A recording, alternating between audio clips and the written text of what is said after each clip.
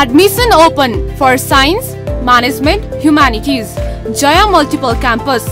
Gokarneswar 8, Makalbari, Kathmandu. पुर्याइदेऊ हरदम हरपल 24 घण्टा हामी तपाईको सेवामा।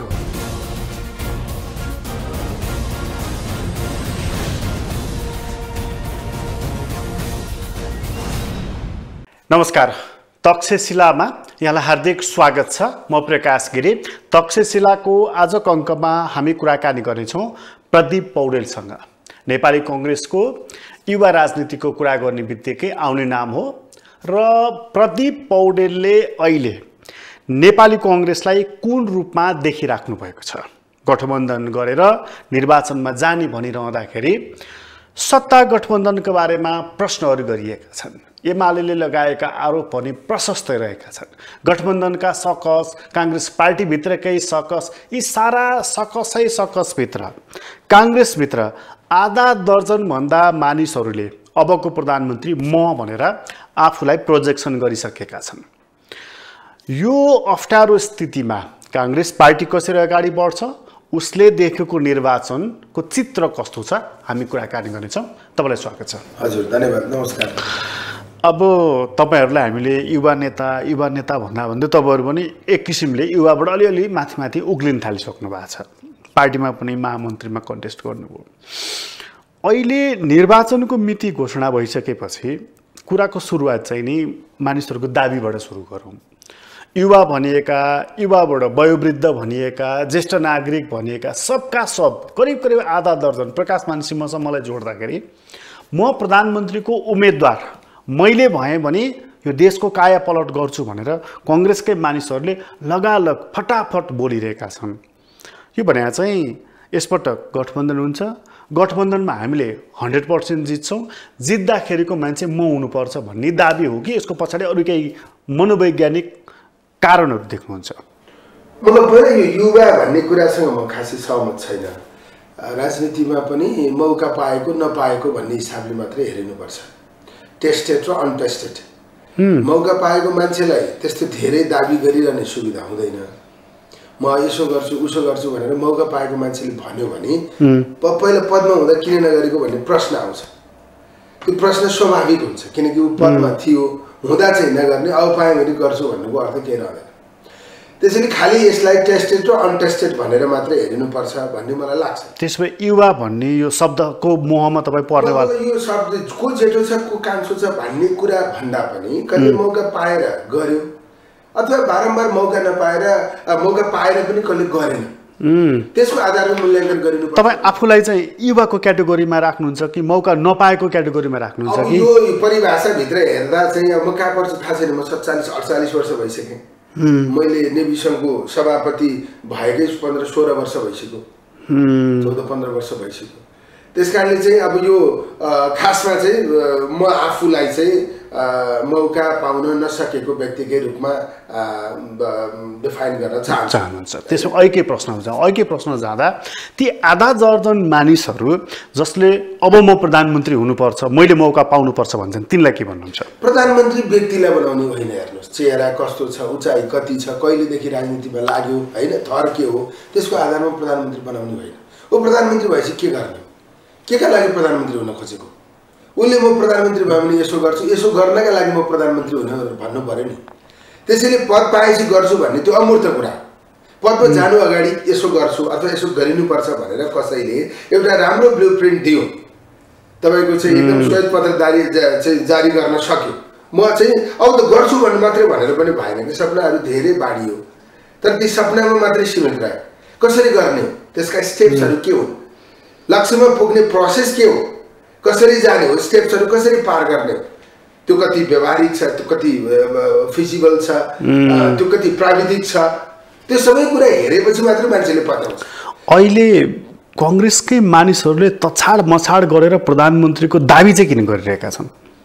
होइन, मतलब यो एउटा फेसन जस्तो भयो। हेर्नुहोस्, होइन, दाबी गर्ने, म भयो भने गर्छु भन्ने। आखिरी मलाई लाग्छ दाबी गर्ने नेताहरू पनि अहिले पनि पोजिसनमा हुनुहुन्छ, कुनै न कुनै पार्टीभित्रको पोजिसनमा हुनु होला, होइन, अथवा सार्वजनिक पोजिसनमा हुनु होला। त्यसैले उहाँहरू त्यही बसेर पनि थुप्रै कामहरू गर्न सक्ने स्थिति छ।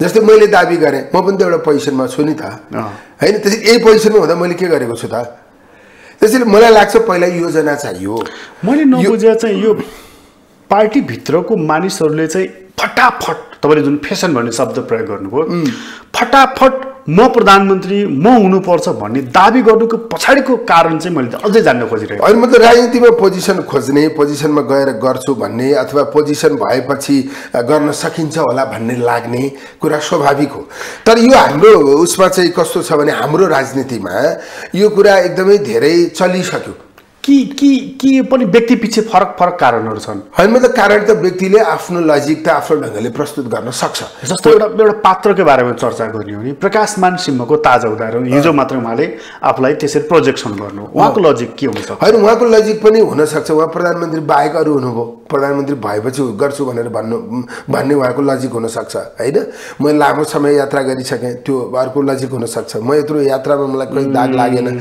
मैले इमान्दारीपूर्वक यो काम गरेँ त्यो पनि अर्को कुरा हुनसक्छ अथवा भनौँ न उहाँको चाहिँ विरासतको लिगेसीको पोलिटिक्सभित्र पनि म दुःख गरेर आएको मान्छे हुँ अधिकांशको दाबी हेर्दाखेरि मेरो पालो आयो भने जस्तो बुझ्छु म चाहिँ एक त कस्तो हुन्छ भने पुरानो मात्रै भएर अब राजनीतिमा नपुग्ने भयो त्यसकारण पुरानाहरूले पनि हतार गर्न खोज्नुभयो नयाँहरूले उचिन्छन् कि भनेर एउटा विषय त्यो भयो दोस्रो विषय पालै पनि आएको होला ब्युरोक्रेटिक प्रोसेसबाट खरदार सुब्बा हुने सुब्बा अधिकृत हुने त्यो प्रोसेसबाट हेर्दा त पालो पनि आएको होला हैन अब त्यसकारण तर कुरा के हो भने बुझ्नुपर्ने विषय मेरो विचारमा चाहिँ एजेन्डा हुनु पर्यो खासै अब हामीले हाम्रो कांग्रेस पार्टी यो देशको एउटा मियो शक्तिका रूपमा स्थापित छ खास गरी प्रधानमन्त्री शेरबहादुर देउवा रामचन्द्र पौडेल शेखर कोइराला प्रकाशमान सिंह गगन थापा यसमध्ये स्वाभाविक दाबी कसको मैले यस बारेमा के भन्दै आएको छु भने अब स्वाभाविक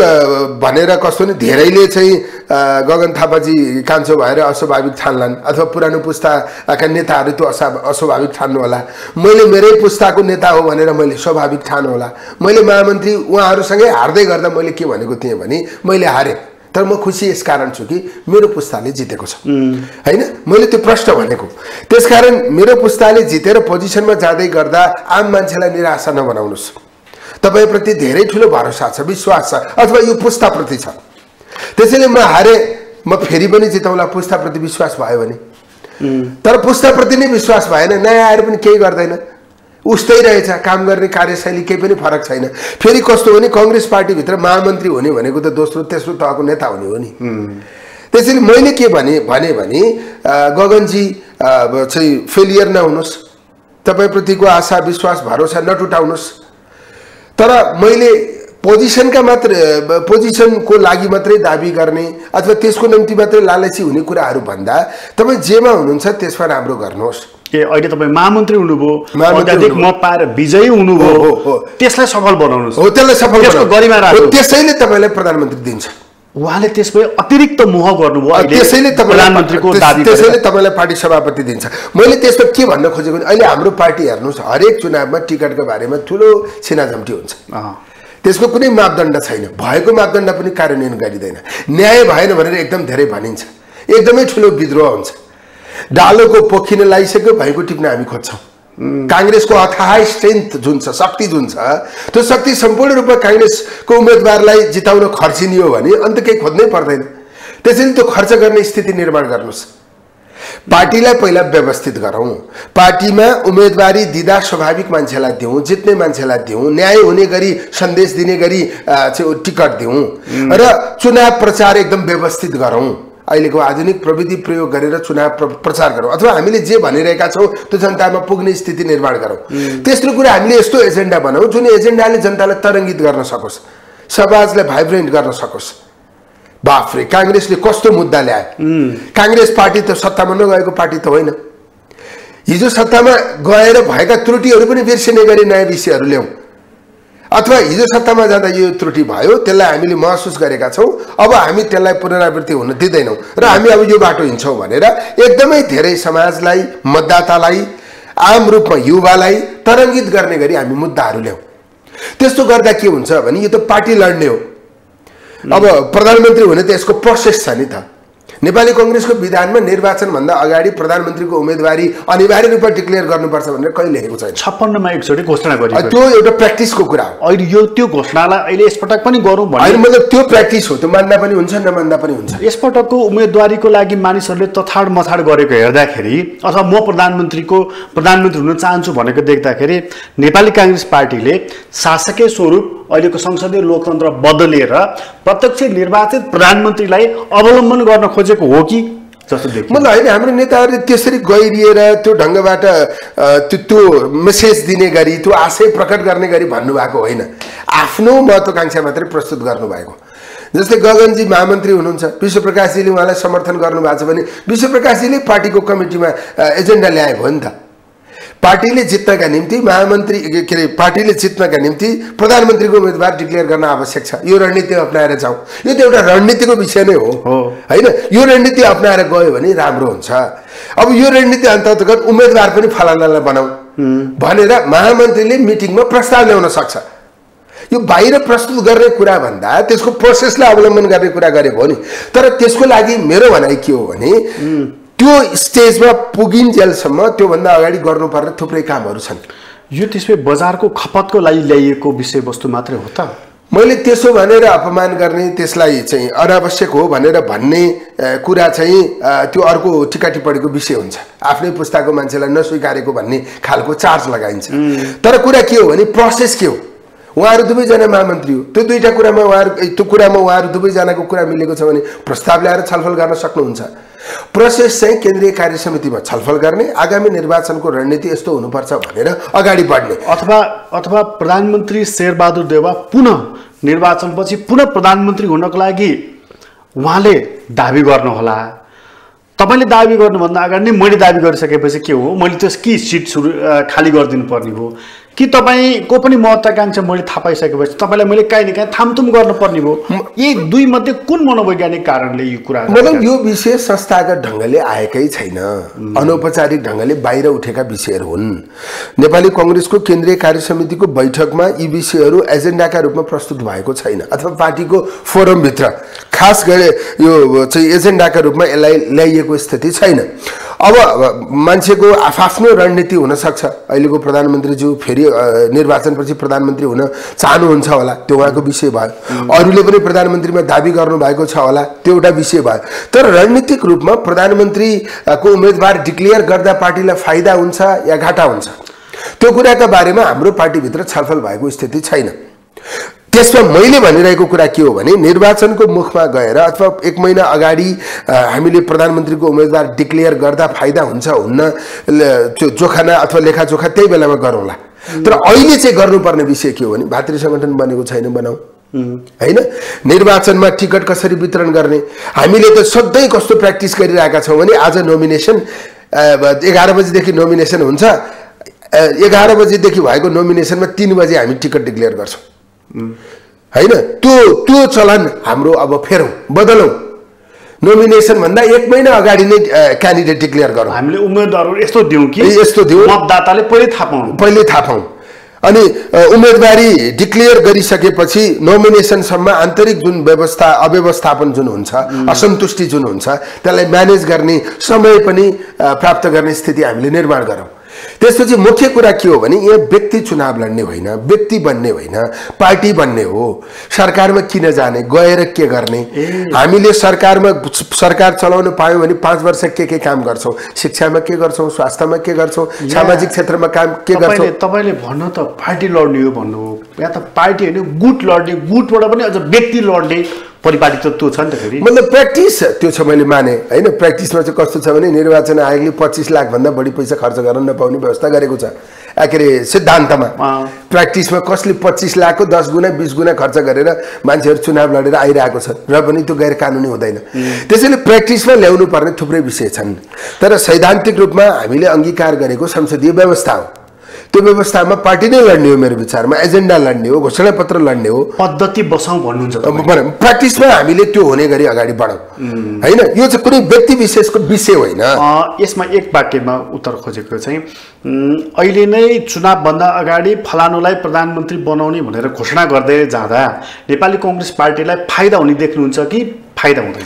होइन, मतलब निर्वाचनको मुख सम्मुखमा गर्ने कुराले बेफाइदा गर्छ म भन्दिनँ, तर आजको दिनमा चाहिँ बेफाइदा हुन्छ।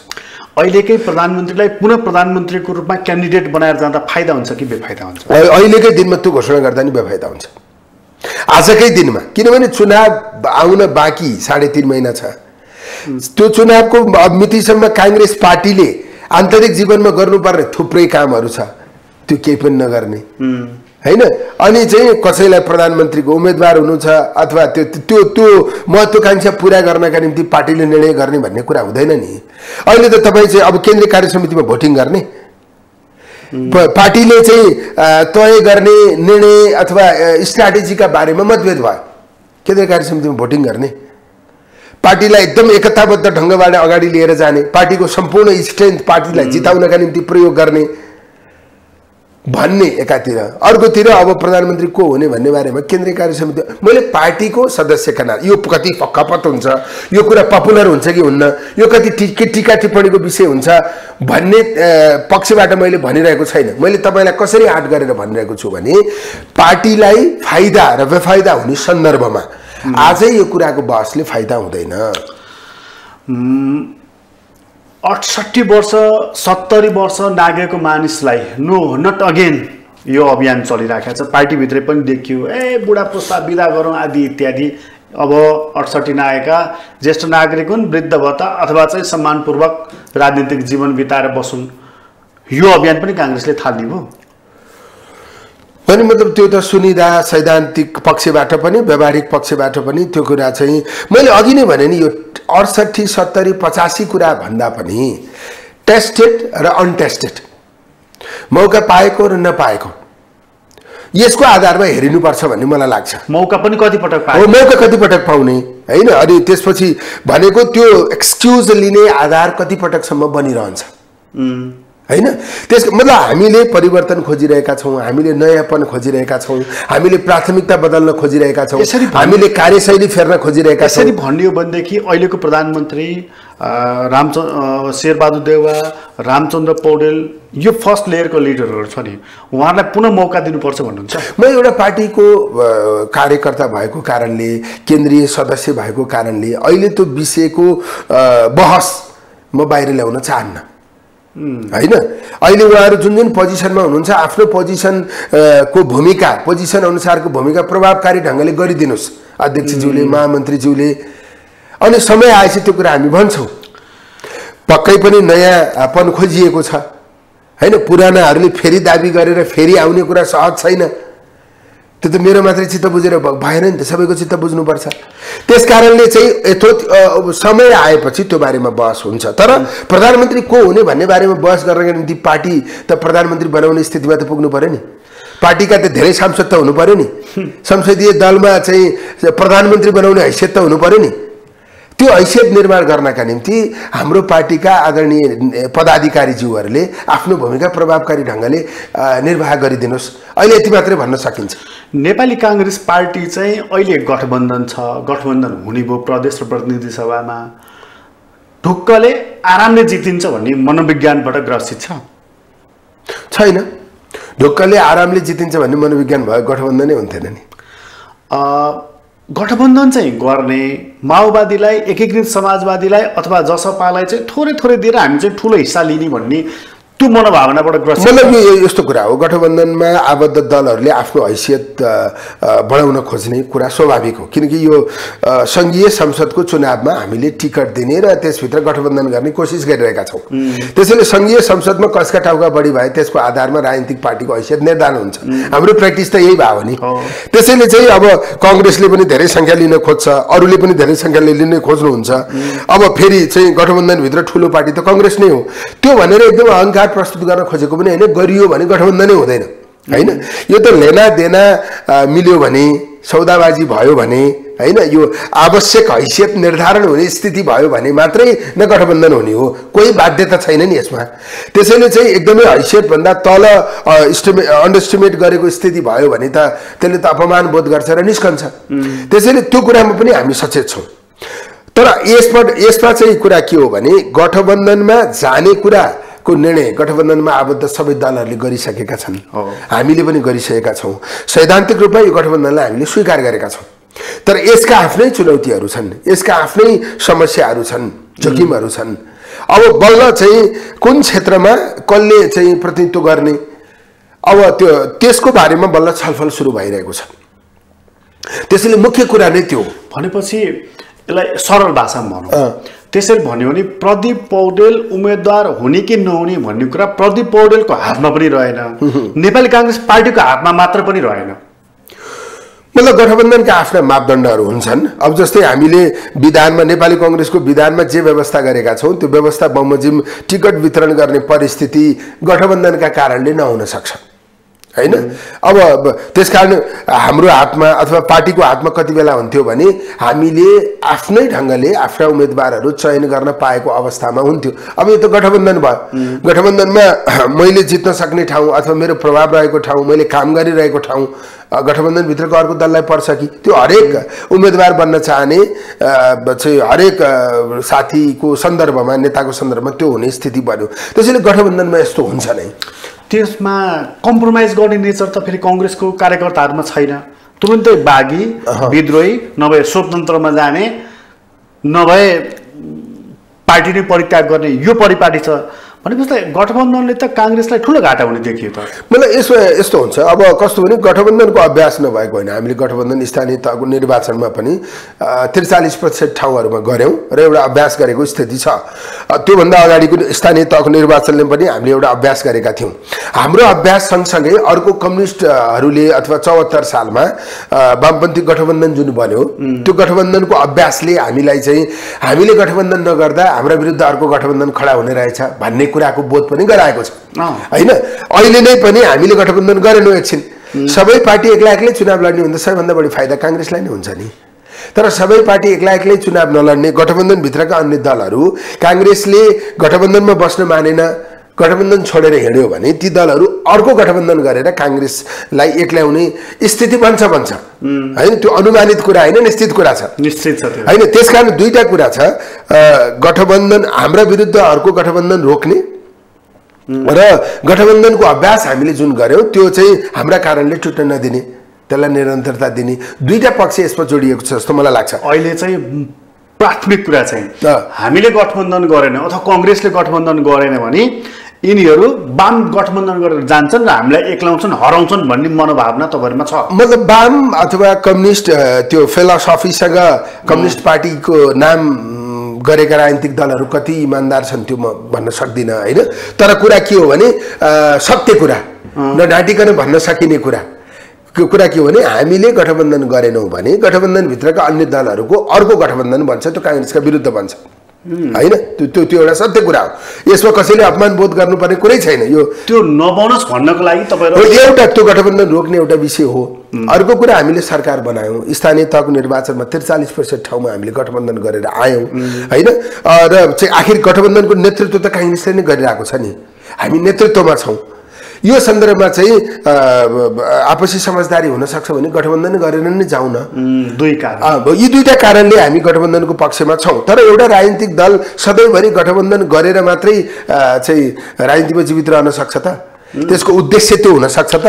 यो गठबन्धन गरेर काङ्ग्रेसले काङ्ग्रेस हुनुको सार तत्त्व चाहिँ गुमायो भन्ने कुरा चाहिँ तपाईँ कति सहमत? मलाई त्यसमा मेरो विचारमा कम्युनिस्ट पार्टी जुन नेपालमा छन् ती कम्युनिस्ट पार्टीहरू कम्युनिस्ट फिलोसफीमा मात्रै जीवित छन् अथवा त्यो विषयलाई उनीहरूले प्रधान विषय बनाइरहेका छन् भन्ने म ठान्दिनँ।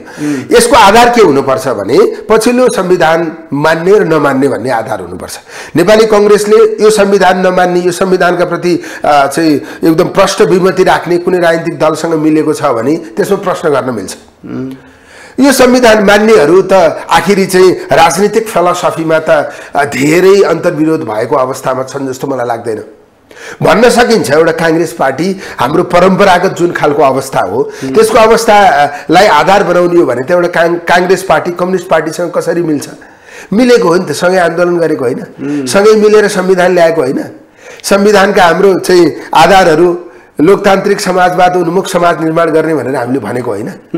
त्यसैले देश चल्ने जे विषय हो हैन तपाईको चाहिँ शासकीय स्वरूप जे हो हैन राजनीतिक मुद्दा जुन हामीले बनाइ आएका छौं त्यसमा हामी मिलेकै हो त्यसैले सैद्धान्तिक रूपमा विमति छ कांग्रेस र कम्युनिस्ट दुई किताको दुई किनारको हुन् यिनीहरू कसरी मिल्छन् भनेर सैद्धान्तिक प्रश्न त्यति धेरै पेचिलो यो अवस्थामा हुन्छ भन्ने मलाई लाग्दैन तर कुरा के हो भने संविधान मान्ने राजनीतिक शक्तिहरू भए पनि आखिर दलको नाम त फरक फरक हो दल त फरक नै हो दल फरक हो सिद्धान्त फरक हो संगठनको स्वरूप फरक हो त्यस अर्थमा चाहिँ हामीले एक्लै लडेर जित्दा जस्तो राम्रो गठबन्धन गरेर हुँदैन अब यसमा चाहिँ कस्तो बुझाइ भयो अब सबैले त्यस्तो बुझाइ राखेको अवस्था पनि होइन तर संस्थागत रूपमा कांग्रेस पार्टीको बुझाइ कस्तो आयो भने एउटा हामी विरुद्ध बन्ने गठबन्धनलाई रोक्ने अर्को हाम्रो नेतृत्वमा गठबन्धन बन्छ भने त्यसलाई हामीले नै किन टुटाउने र तेस्रो कुरा के हो भने बहुमतको नजिक पुग्नका निम्ति एक्लै लडेर यो अवस्थामा सम्भव छैन किन हाम्रो विरुद्ध गठबन्धन बन्छ त्यसैले गठबन्धन गरेर बहुमतको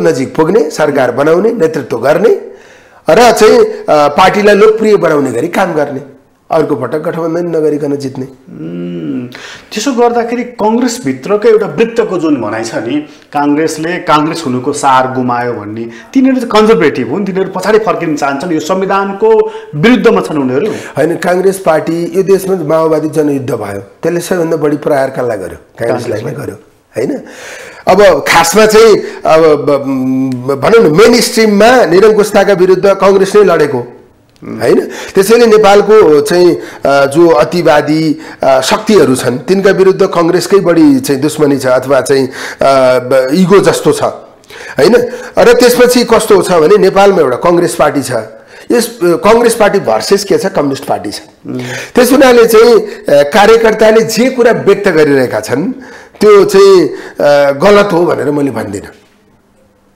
त्यो उनीहरूले चाहिँ विगतको भोगाइको आधारमा हाम्रो समाजमा राजनीतिक दलहरूको उपस्थितिका आधारमा नेपाली कांग्रेसले चाहिँ विगतमा चाहिँ जुन पीडा भोग्यो त्यसको आधारमा उनीहरूले यो कुरा व्यक्त गरेका हुन् त्यसैले के भनिएको छ के मैले के भन्ने गरेको छु भने कांग्रेसको नेतृत्वले गठबन्धन गर्ने हो भने पहिला आफ्नो कार्यकर्तालाई बुझाउन जरुरी छ केका लागि गठबन्धन कसैलाई प्रधानमन्त्री बनाउनका लागि मात्रै गठबन्धन हो गणितका निम्ति मात्रै गठबन्धन हो हैन हामीले एक्लै बहुमतको नजिक पुग्न सक्ने भएनौं हैन त्यो बहुमतको नजिक पुग्नका निम्ति गठबन्धन गर्नु पर्यो गठबन्धन गरेर हामी बहुमतको नजिक पुग्छौं एक सरकार बनाउँछौं र हामीले यस्तो गर्छौं मुद्दाका आधारमा कार्यकर्तालाई कन्भिन्स गर्नु पर्यो अनि कार्यकर्ताले आफैले अवसर पाएन भने पनि के ठान्छ भने मेरो पार्टीले देशको नेतृत्व गर्नका लागि राम्रो काम गर्नका निम्ति हैन विगतमा भएका गल्तीहरू सच्याउन र नयाँ सिराबाट अगाडि बढ्नका निम्ति गठबन्धन गरेको रहेछ मैले अवसर पाइने त के भयो पार्टी लोकप्रिय बन्छ भने म त्यसलाई स्वीकार्न तयार हुनुपर्छ पार्टीले बुझाउनु पर्यो आफ्नो कार्यकर्तालाई यो ढंगबाट पार्टीले बुझाउन सक्नुपर्छ बुझाउनु कस्तो भने एक्लै लड्दा के रे हाम्रो विरुद्ध अर्को गठबन्धन भयो भने हामी हार्छौं 74 को भन्दा बुरी हालत हुन्छ भनेर खाली अंकगणितलाई मात्रै फोकस गरेर भएन हामीले करप्सनको मामिलामा यसो गर्छौं हामीले यहाँका साधन स्रोत प्रयोग गर्ने सदुपयोग गर्ने मामिलामा यसो गर्छौं बेरोजगारी अन्त्य गर्ने मामिलामा यसो गर्छौं सुशासन दिने मामिलामा हामीले यसो गर्छौं हैन तपाईको चाहिँ आर्थिक उन्नतिको सन्दर्भमा हामीले यसो गर्छौं हाम्रा विकासका सपनाहरू यी हुन् पूर्वाधारहरू हामीले यसरी विकास गर्छौं एकदमै धेरै मुद्दामा आधारित भएर हामीले आफूलाई प्रस्तुत गर्न सक्यौं भने मात्रै हामीले आन्तरिक रूपमा पनि गठबन्धनको पक्षमा आम साथीहरूलाई उभ्याउन सक्छौं र आम जनतालाई पनि गठबन्धनसँग जोड्न सक्छौं कोही सांसद हुने कोही प्रधानमन्त्री हुने कुरासँग मतदाताको कुनै सरोकार हुन्छ त्यो किन सांसद हुने त्यो किन प्रधानमन्त्री हुने भन्ने कुरासँग मात्रै नै मतदाताको सरोकार हुन्छ त्यसैले हामी किन सरकारमा जाने हो हामीले सरकारमा गएर के गर्ने हो भन्ने कुरा यति तेजिलो यति धादिलो ढंगले आउनु पर्यो कि यति राम्ररी हामीले बुझाउनु पर्यो कि जसले गर्दा चाहिँ गठबन्धनलाई स्वाभाविक रूपमा स्वीकार्ने स्थिति हामीले बनाउन सकौं कांग्रेसले आफ्नो ट्रेडिसनल फर्मेटलाई पनि चेन्ज गर्नु पर्यो त्यसपछि एकदम यो चाहिँ हाम्रो चाहिँ टिकट बाड्ने प्र्याक्टिस जुन छ त्यो पनि ठीक छैन हैन लिडरशिपले जुन ढंगले अभ्यास गर्दै आएको छ आफ्नो शक्तिको प्रयोग गर्दै आएको छ त्यो पनि ठीक छैन हामीले प्रचारको रणनीति जुन ढंगले अपनाउने प्रचार शैली जुन अपनाएका छौं त्यो पनि आजको समय सापेक्ष छैन हामीले घोषणापत्रहरू जसरी बनाइरहेका छौं त्यो पनि एकदमै धेरै आधुनिक र जनताले अपेक्षा गरेको जस्तो छैन हैन। हामीले जे कुरालाई प्राथमिकतामा राखेका छौं त्यसले जनताका खास स्वार्थहरूलाई एड्रेस गर्न सकेको छैन। प्राथमिकताको 1 नम्बर सूचीमा तपाईले राखेको कुरालाई म 2 मिनेट चर्चा गर्न चाहेको टिकट बाँड्ने कुरा। तपाईले हामीले 2-3 चोटी यो कुरा तपाईले उठाउन गरिसक्नु भएको छ, त्यसमा के ठीक छैन? के त विधानको सम्पूर्ण व्यवस्थालाई कार्यान्वयन गर्नु पर्यो। त्यसले चाहिँ के गरेछ भने जमिनको स्वीकारोक्तिलाई संस्थागत गरेको छ टिकट बाँड्ने सन्दर्भमा, तर त्यो कुरालाई चाहिँ प्र्याक्टिसमा कार्यान्वयन गरिएको देखिँदैन। यो त नेपाली कांग्रेस पार्टी त कम्युनिस्ट पार्टी होइन नि। लिडरसिपले जे भन्यो त्यो लिडरसिपले चाहेको भइरहेको छ। त्यस्तो त्यहाँ त्यो टिकट बाँड्ने संसदीय बोर्ड हुन्छ नि तपाईहरुको हैन, संसदीय बोर्ड हुन्छ। संसदीय बोर्डले के कुरालाई आधार बनाउनु पर्छ त्यो कुरा पनि हाम्रो विधानमा प्रश्न छ। संसदीय बोर्डले गुटका नेताहरूलाई अधिकार दिने, गुटका नेताहरूले अनि त्यसपछि प्रसाद बाँडे चाहिँ बाँड्ने यो चलन छ हैन। मतलब खाली गुट व्यवस्थापनको विषय नै प्रधान बन्यो हैन। यो चाहिँ यो गुट व्यवस्थापनको विषय जहिलेसम्म प्रधान बनिरहन्छ तहिलेसम्म न्याय हुँदैन, तहिलेसम्म सही निर्णय भएको मानिँदैन। टिकट वितरणमा चाहिँ नि सही न्याय होस् भन्नको लागि कुन विधि अपनाइदियो भने ठिक हुन्छ? अहिलेको सन्दर्भमा त हाम्रो विधानको जे व्यवस्था हो, हामीले त चर्चा त अब क्रियाशील सदस्यले मतदान गरेर उम्मेदवार सिफारिस गर्ने व्यवस्था गरौँ पनि हामीले भनिरहेका छौँ। त्यो सक्दैन भने क्षेत्रीय प्रतिनिधिले मतदान गरेर गर्ने गरौँ पनि हामीले भनिरहेका छौँ हैन। अब ती अहिले हामीले समावेश गर्न नसकेका विषयहरू हुन्, ती हाम्रा बहसका विषयहरू हुन्। पछिल्ला दिनमा त्यसलाई हामीले बहसमा लगेर कार्यान्वयन गर्ने स्थिति पनि हामी बनाउन सक्छौँ। तर अहिलेका लागि हाम्रो विधानको जे व्यवस्था हो त्यो व्यवस्थालाई कार्यान्वयन गरौँ। त्यो व्यवस्थालाई कार्यान्वयन गर्न मुख्य समस्या कहाँनिर छ? गठबन्धनमा छ। त्यसकारणले गठबन्धनभित्रै पनि त्यो व्यवस्थालाई अधिकतम कति कार्यान्वयन गर्न सकिन्छ कार्यान्वयन गरेर अगाडि जाउँ। सही मान्छे, जित्ने मान्छे, जनताले रुचाउने मान्छे, तलदेखि सिफारिस भएर आउट क्यान्डिडेट भन्ने चाहनुहुन्छ तपाईँ? एकदम तलदेखि सिफारिस, एकदमै डेमोक्रेटिक प्रोसेस हाम्रो पार्टीको विधानभित्र छ, तर प्र्याक्टिसमा छैन। प्र्याक्टिसमा छैन। हामीले त्यसलाई प्र्याक्टिसमा ल्याउन जरुरी। जस्तो अर्को कुरा चाहिँ जस्तो एउटै मानिस कति पटकसम्म उम्मेदवार हुने?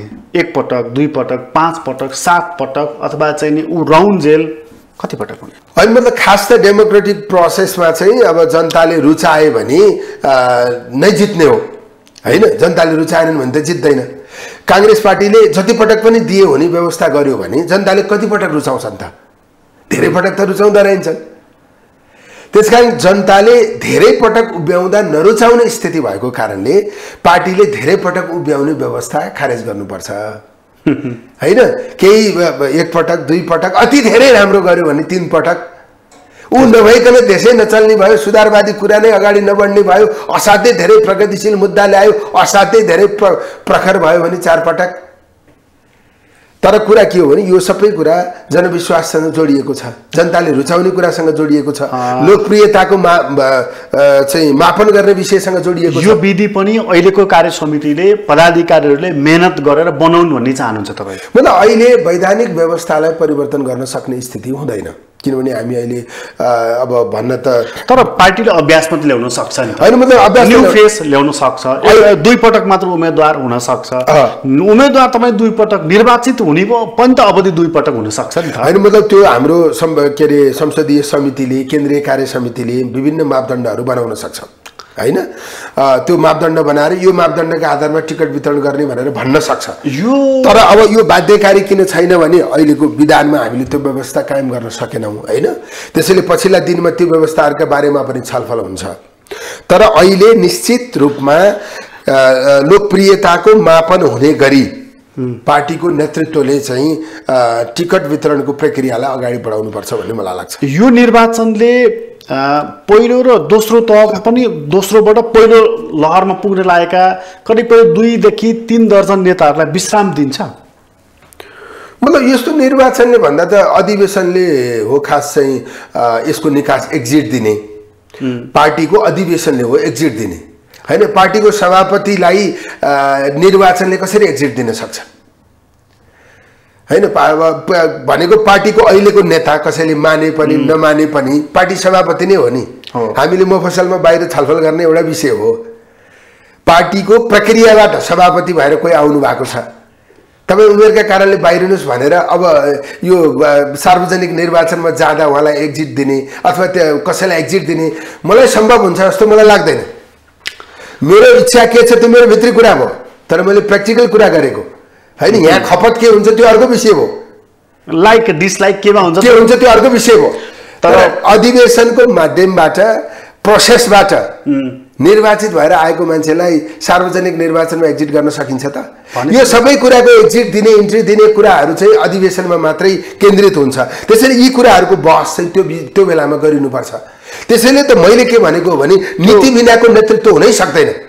मैले अधिवेशनको समयमा भने नीति र नेतृत्व छुट्याउने कुरा असाध्यै धेरै गलत हो। नीति नभएको मान्छे पनि नेता हुन सक्छ। त्यसैले नीति भनेका यस्ता विषयहरू हुन्, जे कुरा गर्नु छ यो अधिवेशनमा गरौँ। नीतिका आधारमा नेतृत्व छनौट गर्ने हो, व्यक्तिको चेहरा हेरेर नेतृत्व छनौट गर्ने होइन। त्यो व्यक्तिले प्रस्तुत गरेको नीति हेरेर नेतृत्व छनौट गर्ने हो। यी कुराहरू हामीले त्यो बेलामा छलफल गर्न सक्यौँ कि सकेनौँ? छलफल गर्ने फोरम कुन हो? शेरबहादुर देउवाको कुन पक्ष मन परेर मत हाल्नुभएको त तपाईँले? मतलब अधिवेशनमा त्यस्ता विभिन्न विषयहरू हुन्छन्, त्यो पनि आज बहसको विषय होइन। त्यो बहसको विषय त्यो अधिवेशनको सन्दर्भको, त्यो पनि त्यहाँभित्रको गुट समायोजनको विषय हो। मतलब डेफिनेटली आफ्नो स्वार्थले, आफ्नो महत्त्वाकांक्षाले, त्यहाँको गुटको व्यवस्थापनको विषयले त्यो विभिन्न कारणहरू हुन सक्छन्। तर अब हामीले त्यो छलफल त्यही बेलामा गर्ने हो र त्यही बेलामा टुङ्ग्याउने हो। सधैँभरि अब त्यो टुङ्गिसक्यो त्यसपछि पनि त्यही छलफल भइरहने। भोट नहाल्नेको सभापति पनि उहाँ नै हो, भोट हाल्नेको सभापति पनि उहाँ नै हो। त्यसैले यो सबै विषयको छिनोफानो कति बेला हुने हो भने जति बेला अधिवेशन हुन्छ। अब पनि प्रधानमन्त्रीको क्यान्डिडेट शेरबहादुर देउवा नै हो नेपाली कांग्रेसको? होइन, मैले हो भनेर कहाँ भने? मैले हो भनेर भनेको छैन। को हो र को होइन भन्ने कुरा टुङ्ग्याउने आज होइन। निर्वाचनमा जाँदै गर्दा नेपाली कांग्रेसको एजेन्डा के हो त? कि गठबन्धन नै हो, गठबन्धन भएपछि जितिन्छ, गठबन्धन नै एजेन्डा भन्ने हो? नेपाली कांग्रेसको एजेन्डा सुशासन कसरी कायम गर्ने, भ्रष्टाचार कसरी अन्त्य गर्ने, संवैधानिक संस्थाहरूलाई स्वतन्त्र कसरी बनाउने, निष्पक्ष न्याय सम्पादन गर्ने स्थितिमा कसरी पुर्याउने, नेपालको समृद्धिको आधार के हो त्यसलाई कसरी चाहिँ निर्माण गर्ने हैन, वैदेशिक सम्बन्ध कस्तो हुनुपर्ने, छिमेकीसँगको सम्बन्ध कस्तो हुनुपर्ने, कुन कुन कुरामा चुक्न नहुने, विगतबाट हामीले चाहिँ अनुभव हासिल गरेर त्रुटि गरेका विषयहरू के हुन्, आगामी दिनमा त्यसलाई हामीले कसरी सच्याउँछौँ, सरकारको दायित्व के हो, सही यो शिक्षाको सुधार कसरी हुने हो, स्वास्थ्यको यो स्वास्थ्य सेवा चाहिँ विपन्न समुदायलाई कसरी उपलब्ध गराउने हो। नेपाली कांग्रेसको प्राथमिकता यो हो। राजनीतिमा कन्स्पिरेसी क्रिएट गर्ने होइन, पदका निम्ति, पावरका निम्ति, पैसाका निम्ति राजनीतिक चाहिँ शक्ति जसरी दुरुपयोग भएको छ त्यसलाई कसरी अन्त्य गर्ने हो। अहिलेका केही मुद्दाहरूमा तपाईँहरूमाथि जुन आरोपहरू लागिरहेको छ, एमसीसी, एसपीपी, नागरिकता विधेयक, यी चिजहरूमा राष्ट्रघात भयो, देशघात भयो, प्रो अमेरिकन लबीमा गयो कांग्रेस भनेर कसरी चिर्नु? त्यो कुरा पनि हामीले जे कुरा स्वीकारेका छौँ त्यसलाई यसरी स्वीकारेको भनेर हामीले भन्नु पर्यो। त्यसमा राष्ट्रघात यसरी छैन भनेर हामीले प्रश्न भन्नु पर्यो। एसपीपीको त कुरा रहेन हैन, त्यो त अस्वीकार गरेरै चिठी नै लेखेको छ हैन।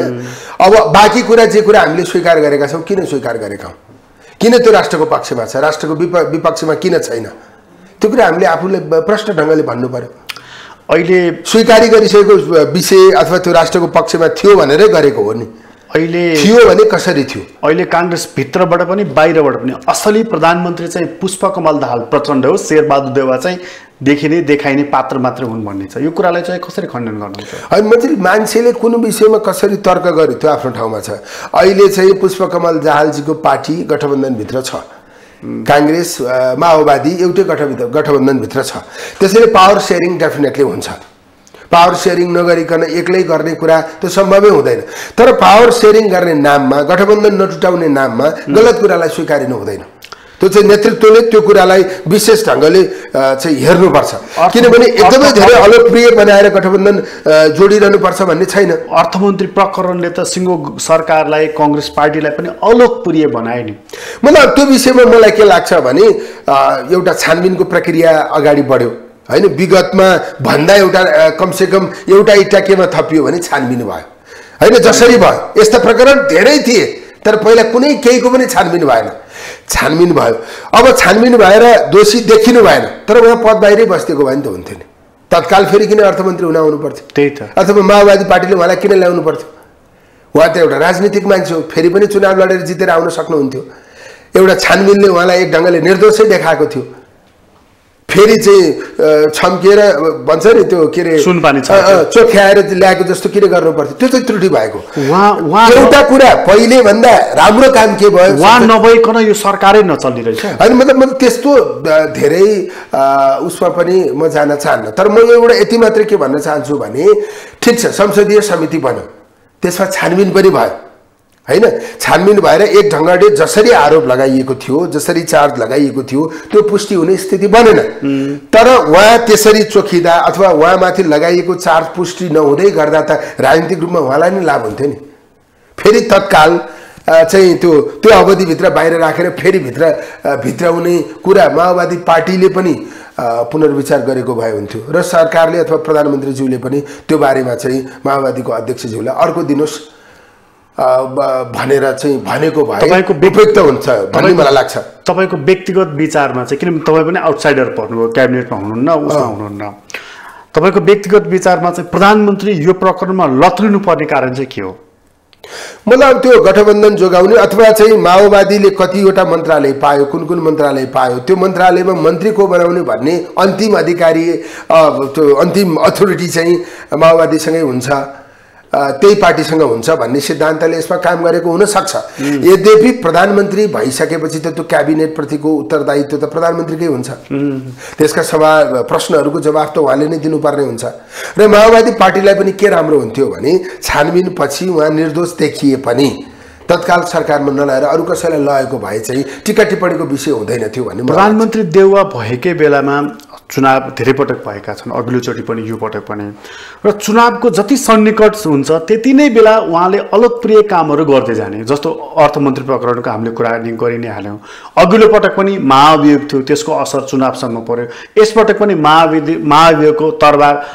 लट्किरहेको छ र संसदमा विषय अघि बढेको छ मतलब दुईटा कुरा अब शेरबहादुर देउवाले धेरै पटक चुनाव गर्नुभयो त्यो कुरामा चाहिँ उहाँलाई श्रेय दिनुपर्छ हैन यी आवधिक निर्वाचनहरू जसरी भइरहेका छन् त्यो मलाई लाग्छ शेरबहादुर देउवा अथवा कांग्रेस पार्टी नेतृत्वमा नभएको भए त्यो हुँदैन थियो हैन अब यो निर्वाचन गराउने निष्पक्ष शान्तिपूर्ण निर्वाचन गराउने सन्दर्भमा शेरबहादुर देउवाको नेतृत्वको सरकार सफल छ एउटा विषय भयो तर अब त्यसमा चाहिँ सरकारमा बसेर टीका टिप्पणीका जे विषयहरू आए ती विषयले शेरबहादुर देउवा सभापति हुनुभएकै पार्टीलाई बढी असर गरेको स्थिति पनि छ त्यही त त्यसैले त्यो कुरामा चाहिँ सभापतिज्यू अथवा अहिले हाम्रो प्रधानमन्त्रीज्यू गम्भीर हुन जरुरी छ अब सुशीला कार्कीलाई ल्याइएको महाभियोग र अहिलेको महाभियोग एउटै हो भन्न त चाहन्न हैन अब यी त्यसको असर यही तहमा त्यही लेभलमा त्यही गणितमा हुन्छ भन्ने मलाई लाग्दैन तर पनि टीका टिप्पणी हुने गरी होइन विवाद हुने गरी होइन कमसे कम राम्रो धेरै कुरा गर्न नसके पनि नराम्रो नगरिदिएको अवस्थामा चाहिँ निर्वाचनमा कम क्षति हुन्छ किनभने कांग्रेस पार्टीको नेतृत्व त सभापतिको हिसाबबाट शेरबहादुर देउवाले नै गर्नु भएको छ सरकारको नेतृत्व पनि उहाँले गर्नु भएको नराम्रो काम हुँदा असर पार्टीलाई नराम्रो काम हुँदा असर पार्टीलाई गर्छ भनेपछि केपी ओलीले लगाएको आरोपबाट तपाईहरु विक्षिप्त हुनुहुन्न विक्षिप्त हुनुपर्ने कारणै छैन खासमा के हुन्छ भने नेताले माइक अगाडि के बोल्नु भएको छ त्यो कुरा जनताले कति पत्याएका छन् त्यो कुराले निर्धारण गर्छ नि केपी ओलीज्यू पहिले पनि यसरी नै प्रश्न बोल्नुहुन्थ्यो हैन स्पष्ट शब्द मिलाएर बोल्नुहुन्थ्यो भनेपछि उहाँले बोलेको भाषणको शब्दले तपाईहरुलाई घोषेर अय्या भन्दैन कि हँसाइदिन्छ कसलाई अय्या भन्छ होला त कसलाई म त कांग्रेस पार्टीको मान्छे भए हैन म त चाहिँ अर्को पार्टीको नेतालाई मैले जबरजस्त अस्वीकार गरे सामान्य जनतालाई छुन्छ त्यो कुराले आज 74 सालको निर्वाचन प्रचार गर्दै गर्दा केपी ओलीज्यूको कुराले सबैलाई छुन्थ्यो रेल ल्याउँछु भन्नुभयो पानी जहाज ल्याउँछु भन्नुभयो घर घरमा ग्यासको पाइप फिट गर्छु भन्नुभयो एउटा सपना देखाउनु भयो एउटा कुरा अर्को नि भन्नुभएको थियो उहाँले कांग्रेस कहाँ छ म त कहीँ देखि नै राखेको छैन हैन 23 सिटमा झार्दिनु भयो नि तपाईहरुलाई हैन अब त्यो 23 सिटमा झार्दिनु भयो ठिक हो गठबन्धन गर्नुभयो 23 सिटमा झार्दिनु भयो के अरे प्रचण्डजीसँग मिल्नु भयो हैन हामीले छोरी बोक्दा पनि काम लागेन हैन ती आफ्नो ठाउँमा छ ल ठिक छ कांग्रेसको साइज एकदम सानो बनाउनु भयो त्यो मैले माने अनि उहाँले पछि के भन्नुभयो प्रधानमन्त्री शेरबहादुर देउवा चाहिँ नेपाली कांग्रेसको अन्तिम प्रधानमन्त्री हो हैन नेपाली कांग्रेस अब 50 वर्ष सत्तामा जाँदैन नेपाली कांग्रेसलाई खोजेर पनि भेटिदैन त्यसैले उहाँका शब्द एकदमै तृष्ण छन् बोली प्रष्ट छ सुन्दा रमाइलो पनि हुन्छ तर कुनै पत्यारिला होइन अब उहाँले त कस्तो भने तपाईको चाहिँ अरबौंको बाटो पैसा कहाँ आउँछ थाहा छैन त्यसको स्रोत के हो अब त छैन तर ढुङ्गा हानेर के अरे माटो खनेर ढुङ्गा हालेर शिलान्यास गरिदिनु 127 वटा एकैपटक। त्यसैले उहाँको विकास के हो, उहाँले भनिरहनु भएको कुरा के हो? आज त मान्छे एकदमै धेरै चेतनशील छ नि। वाम वृत्तले चाहिँ के भन्छ भने काङ्ग्रेसले माओवादीलाई बोकेर तेस्रो पार्टी बनाइदिनु पर्ने के बाध्यता हो, यो कसको मन्त्र जपेर हिँडिराखेको छ भनेर तपाईँलाई प्रश्न सोधिराखेका छन्। अनि यस्तो अब खासमा चाहिँ मेरो विचारमा के लाग्छ भने कसैलाई हराउन गठबन्धन गर्ने होइन, आफूले गणित जित्ने मात्रै पनि गठबन्धन गर्ने होइन। गठबन्धनका एजेन्डाहरूलाई जनताले रुचाउनुपर्छ। त्यसैले म गठबन्धन ठिक छ, हामीले विभिन्न कारणले गठबन्धन गर्छौँ। प्रचण्डजीको पार्टीलाई चाहिँ एउटा साइजेबल पार्टी बनाउने तपाईँहरूले जिम्मा लिनुभएको छ? होइन, त्यो त होइन। गठबन्धन भएपछि त उहाँलाई पनि त लाभ हुनु पऱ्यो नि। सबै काङ्ग्रेसलाई मात्रै लाभ हुन्छ? ओलीसँग प्रचण्डजी गएर गठबन्धन गर्नुभयो भने प्रचण्डजीलाई लाभ हुँदैन र? कुरा के हो भने उहाँले आफूले लाभ लिनका लागि गठबन्धन गर्न खोज्नु भएको हो नि। एक्लै लड्दा हारिन्छ, गठबन्धनमा मिसिएर केही जितिन्छ, अस्तित्व रहन्छ भनेर नै उहाँले गठबन्धन गर्नुभएको हो नि। त्यसैले तिमीलाई कुनै पनि लाभ दिन्न, तिमीले केही पनि पाउँदैनौ, तर तिमी गठबन्धनमा हुनुपर्छ भनेर कहीँ भन्न मिल्छ? प्रचण्डजीले अस्ति एउटा मनसाय प्रकट गर्नुभयो, मलाई यो लास्ट इनिङ चाहिँ गर्ने मन छ, अब प्रधानमन्त्री हुने इच्छा छ मलाई, यो देश त म बनाउँछु भन्नुभएको छ। कङ्ग्रेसले उहाँकै इच्छालाई पुरा गरिदिन्छ, सदर गरिदिन्छ कि गरिदिँदैन? होइन, उहाँ इमोसनल भएर बोल्नुभयो होला। अब कसैलाई प्रधानमन्त्री, हामी कङ्ग्रेसकै पनि कसैलाई प्रधानमन्त्री बनाउने कुरा प्रधान विषय होइन भनेर भनिरहेछौँ। अब माओवादीको प्रचण्डजीलाई प्रधानमन्त्री बनाउन कङ्ग्रेसले केही गरिदिने भन्ने कुरा हुँदैन। यो सौदाबाजी हुँदा हुने कुरा हो, किनभने हामी गठबन्धनमा छौँ होइन। सौदाबाजी हुँदा के हुन्छ म भन्न सक्दिनँ। तर कुरा के हो भने कङ्ग्रेसले प्रचण्डलाई प्रधानमन्त्री बनाउने स्वार्थका लागि, उद्देश्यका लागि केही गर्छ भन्ने चाहिँ होइन। यो गठबन्धनले कसलाई राष्ट्रपति, कसलाई उपराष्ट्रपति, कसलाई प्रधानमन्त्री, कसलाई सिनेटर, यो सब तोकिदिन्छ? तोक्नुहुन्न भन्ने लाग्छ। अब निर्वाचन पछिको पावर सेयरिङको कुरा पनि गरौँ भनेर भनिराखिया छ भन्ने बाहिर आउँछ होइन। अब त्यो मैले बाहिर आएको कुरा मात्रै सुनेको, तर निर्वाचन पछाडि पावर सेयरिङको कुरा अहिले गर्ने कुरा चाहिँ होइन। त्यो उहाँहरू कुनै नेताले सम्झौता गर्नुभयो भने पनि त्यो कार्यान्वयन हुँदैन। किनभने यसको प्रोसेस के हुन्छ भने पार्लियामेन्ट्री दलको लिडर अहिले को बन्छ भनेर कसैले भनिदिन सक्छ? बाध्यकारी छ त्यो कुरा। भोलि सांसद बनेर को आउँछन्, तिनले कसलाई भोट हाल्छन्? काङ्ग्रेसको पार्लियामेन्ट्री बोर्डको लिडर मतलब त्यो संसदीय दलको नेता नै प्रधानमन्त्री हुने होला नि।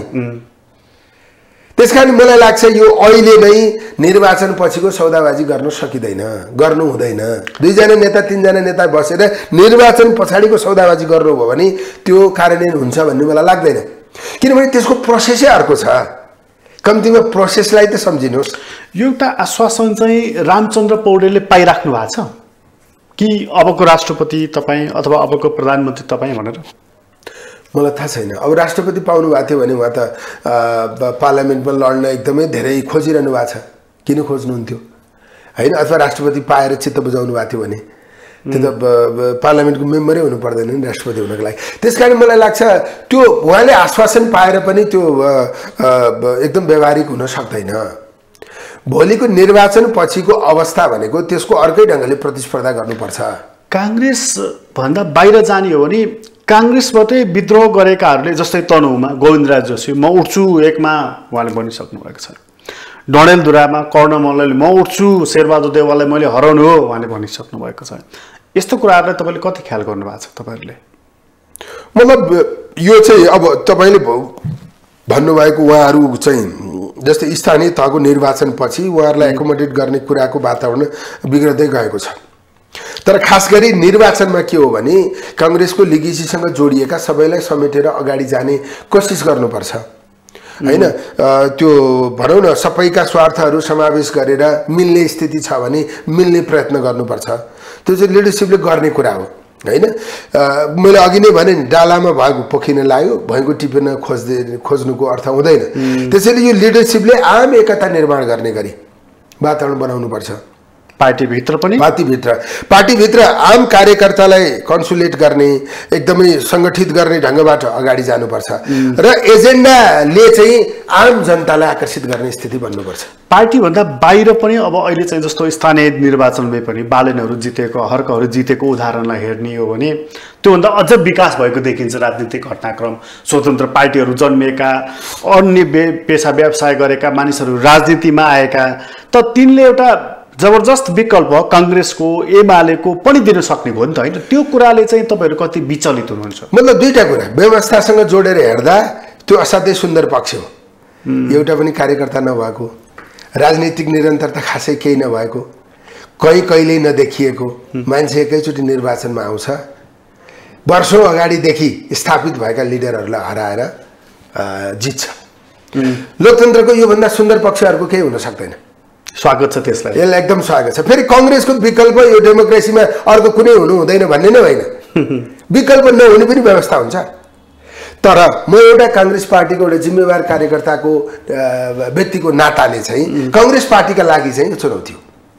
व्यवस्थाको लागि यो एकदम सुन्दर पक्ष हो, तर काङ्ग्रेस पार्टीका लागि चाहिँ यो चुनौती हो।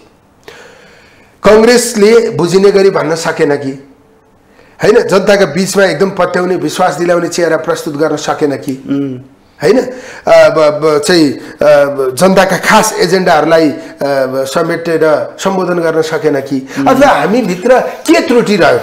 अथवा भनौँ न, जस्तो काङ्ग्रेस पार्टीको लागि चाहिँ तपाईँ त्यो पार्टीको सेन्ट्रल कमिटीको मेम्बर हुनुहुन्छ, त्यो पार्टीको लागि चाहिँ रविहरू, हर्कहरू, बालेनहरू कति चुनौतीका विषय हुनु, अथवा राजेन्द्र लिङ्गदेनसम्म पनि? मतलब होइन, तपाईँले भन्नुभएको नाम कुनै क्षेत्रमा लड्नुभयो, त्यो क्षेत्रमा काङ्ग्रेसले नै उम्मेदवार उठायो, काङ्ग्रेसको उम्मेदवारलाई उहाँहरूले हराउनु भयो भने त चुनौती भइहाल्यो नि।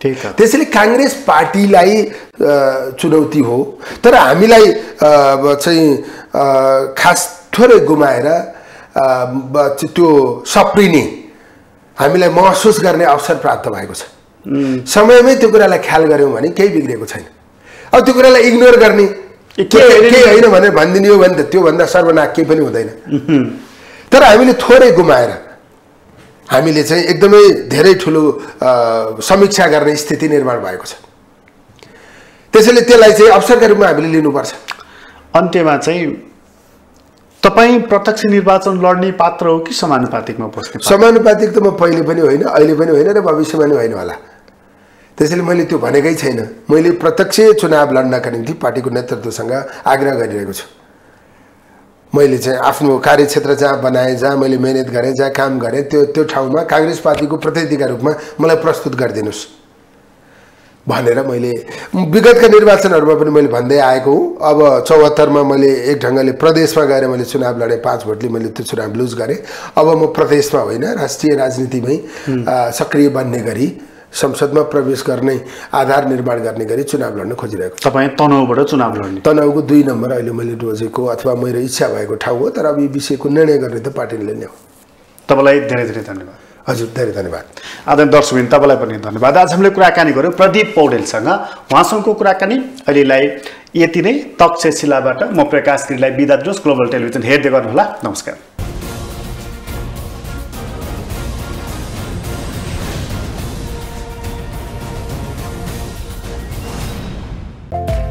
Admission open for Science, Management, Humanities.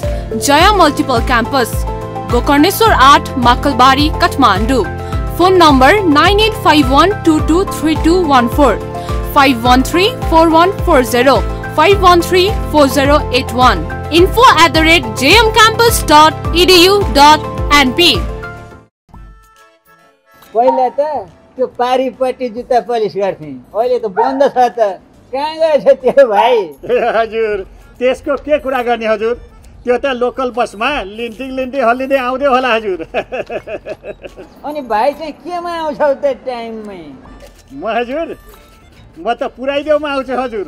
टाइमको पनि बचत, पैसाको पनि बचत। अनि म पनि त सधैँ पुऱ्याइदेउमै चढ्ने गर्छु नि, अहिले पनि पुऱ्याइदेउमै आएको। ओह, पुऱ्याइदेउको भाइ कुरेर बसिरहेछ। पुर्याइदेऊ, हरदम हरपल 24 घण्टा हामी तपाईँको सेवामा।